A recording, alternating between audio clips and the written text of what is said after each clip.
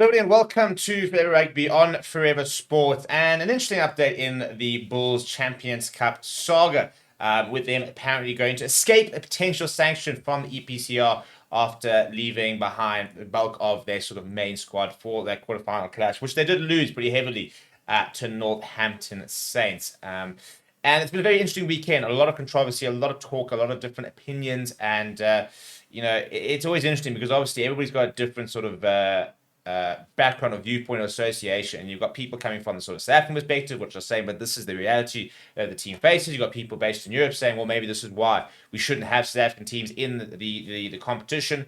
What I will say is that we're very, very new into this competition. The South African teams have only been in Europe for a couple of seasons now, and it's about finding what's going to work. I mean, Super Rugby, for example, has been around for decades and decades and decades, and yet they're still sort of the format's still so different to what it began with, and it's about finding the right format.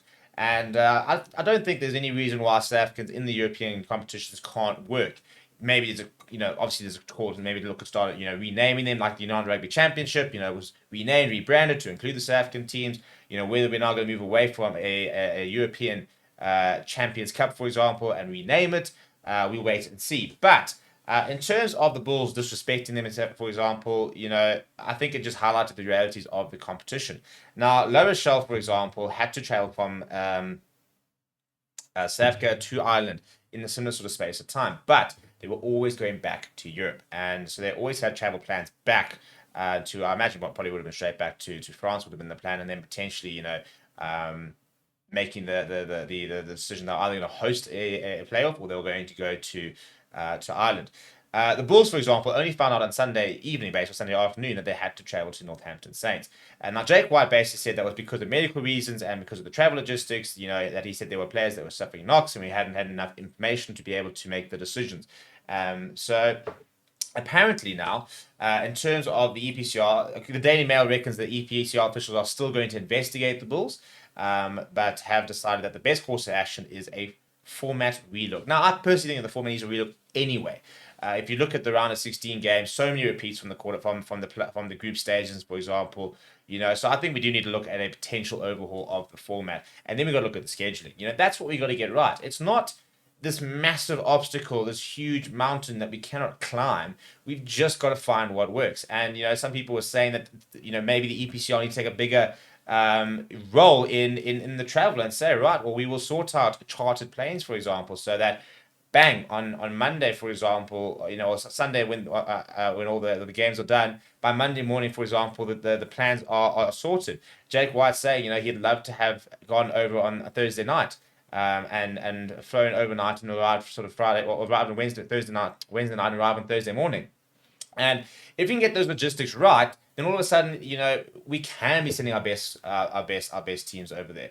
We can potentially have the Bulls who can come in on Monday, train Monday, Tuesday, Wednesday, then get on a plane over onto Thursday night. And if they are, for example, on business class, stuff like that, and they're going overnight, they're not really disrupted. They're not worrying about stiffness and about travel issues, long haul flights. They're getting a direct flight. They're there by the morning. They can have a bit of a stretch out. Thursday mornings are often days off for teams. They often train Monday, Tuesday, Wednesday, day off Thursday.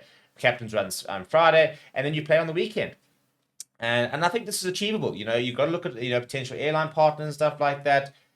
If we solve the travel, this works. This can work. And I think that to say that the South African teams haven't added any value to the competition, I think is quite simplistic. You look at some of the great games. I mean, Stormers versus La Rochelle, both games this season have been absolutely brilliant.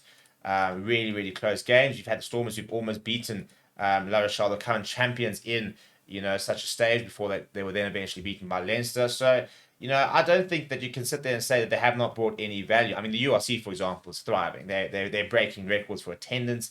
They're breaking records for TV viewership. The URC is a roaring success. For as much as certain people, certain journalists, and certain media, mostly sort of UK based, will sit there and slag the URC, it's been a huge success. And there have obviously definitely been some logistical issues, but this is the reality of the rugby calendar, and for me, as the rugby calendar gets longer and more complicated, so will the player depth have to improve. We see this in football, for example, where teams have to play, for example, 3 games in a week.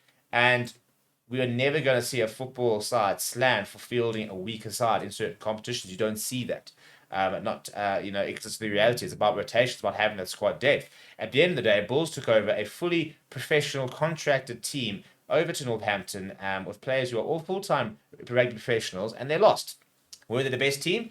Maybe not. But who are you to dictate to the coaches and to the teams what their best side is and how they use their resource? The whole point is you've got a big squad and you use it. Look how the Springboks used their squad throughout the Rugby World Cup. Are they going to get investigated because they didn't play their best sides against Romania and Tonga? And that's the big thing, isn't it? It's about deciding, well, who are you to judge what the best sides are? Yes, leaving Springboks behind is not a great look. How do we fix that, though? Not how do we just go and sanction them? How do we make sure that this scenario doesn't happen? Why did it happen in the first place? How do we fix it? That's the big thing we've got to try and overcome. Let me know what you think down in the comments below. Please do smash the like on the video. Please do subscribe to the channel as well. Thank you very much for watching. My name is Steve. I'll chat to you soon.